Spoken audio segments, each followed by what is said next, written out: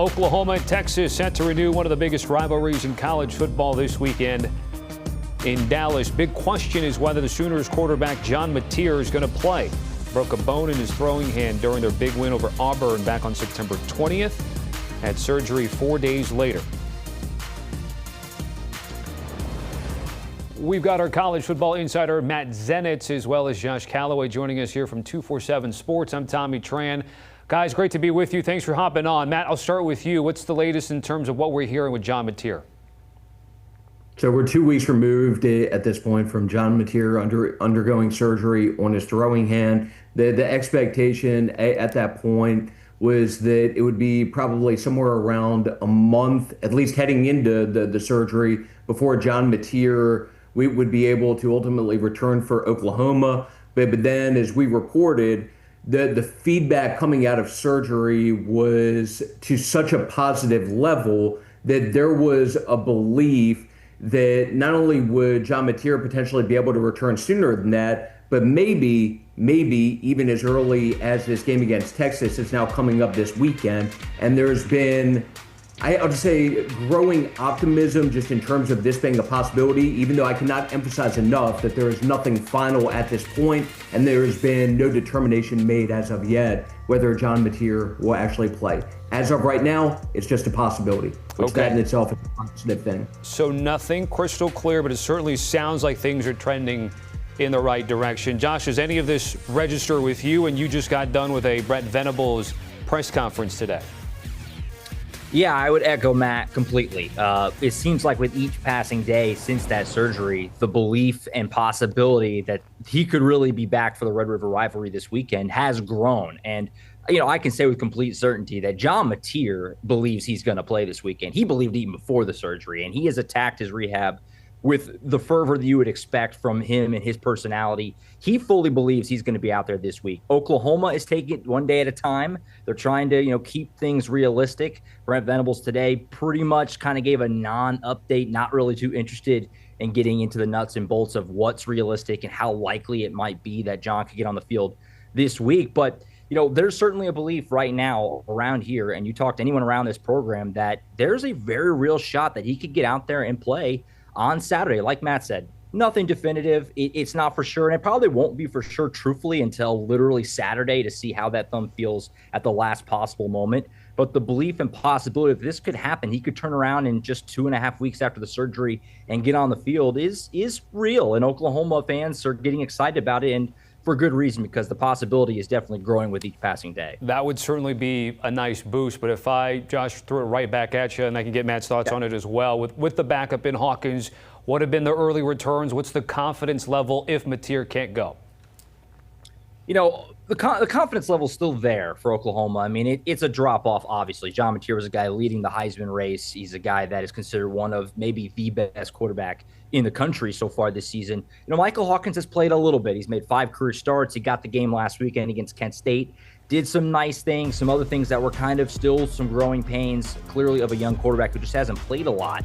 But he's a dynamic athlete. He can really use his legs. And really the key for Oklahoma is that this is a team that wins with their defense. And there's a lot of belief in what that team has defensively going against this Texas offense and Arch Manning, which obviously has not been firing on all cylinders so far. So even if it is Michael Hawkins this weekend, Oklahoma still certainly believes they can win this weekend, riding their defense and using Hawkins' legs, just try to get some points on the board and then kind of go from there. But obviously your confidence is much, much higher if number 10 is out on the field on Saturday. But there's still a belief on Oklahoma's end that number 3 or number 10, Hawkins or Mateer, Oklahoma can still get this thing done on Saturday. Matt, you got anything to add here? Michael Hawkins has starting experience. Obviously was in there against Kent State this past weekend. That being said, there's a difference between John Mateer and Michael Hawkins. And I will just, as a follow-up to what we've already talked about with John Mateer, throw out the hope for him, the goal for him all along has been to be able to play in this game against Texas. So we'll see if that ends up being realistic. It's still it's still too early to tell, but the goal for him all along has been to be able to play in this game. And the good thing for him and for Oklahoma is, even aside from him doing everything he can to get out there and wanting this to happen, he has continued to advance to go along with that and is doing some stuff behind the scenes that is just further indication of just progressing there, and we'll see how things continue to play out during the course of the week. But the thing that we'll throw out to Josh, if this actually ends up happening and John Mateer actually is able to end up going, they better find a way to get Dr. Stephen Shin out there leading the way out of the tunnel. I don't know if I've ever in my life seen a surgeon get as much attention as Dr. Stephen Shin has gotten these last couple of weeks. But if John Mateer actually plays, I can only imagine the reaction from the Oklahoma fan base, Oklahoma fans, if they show him up on like the video board or something like that. Dr. Stephen Shin is a legend around here already, and that's before John has even taken the field. So you're on it. If he gets out there and plays, especially this weekend down in Dallas, I mean, he's going to get into. They can just build the statue at that point. Something. They can just build the Stephen Shin statue. Just kind of adding to the excitement around here. Oklahoma practiced indoors yesterday. Very rare. I've covered this team for a while. They don't practice inside during the season hardly ever, unless it's like raining or something like that. Maybe late in the season if it's really cold. It was 80 degrees and sunny yesterday, and they chose to practice in the indoor facility. They are doing everything they can to hide John Mateer. They don't want anyone to know. Brent Venables today was asked point blank, has John Mateer been cleared to throw? Can he throw the ball? He just didn't answer it. He just answered by saying he hasn't done any good on good in practice this week, which I don't think they would have done good on good anyway in any normal week on Monday of a game week. So Oklahoma's doing everything it can basically to hide this. And that's where I kind of said earlier, I don't think we'll know definitively until literally Saturday. Oklahoma's going to keep it that way if they have any ability to do so. Brent Venables doing everything he can to hide John Mateer and that thumb until Saturday. The good old committed to being non-committal from Brent Venables this week. Guys, great stuff. Josh, one more thing before I let you go, just because we have you.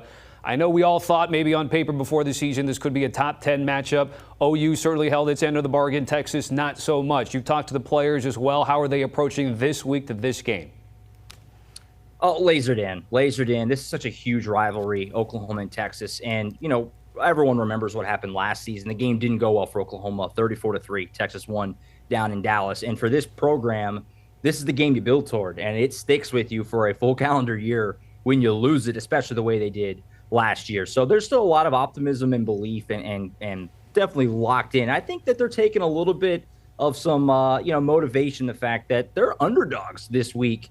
About a 2 or 3 point underdog, depending on where you look, despite being in the top 10 and Texas unranked, like you were just saying. So, yeah, definitely talking to guys last night. There's a locked-in belief and something working in Oklahoma's favor. This is a pretty old team, and on defense especially, a lot of these guys have been in this game multiple times now. So you can kind of feel pretty good about the mindset and just kind of the overall attitude being in the right place for this squad going into Saturday. They're going to be ready to go. This defense especially is very fired up for this matchup with Arch Manning and Texas on Saturday. Josh, Matt, guys, certainly appreciate it. Make sure you're following them on the socials to get the very latest. 24/7 Sports has you covered. Josh with some great nuggets on what's happening with OU as they prepare for Texas. And, of course, Matt Zenitz, our newsbreaker, will be all over it. Make sure you catch them and follow them today.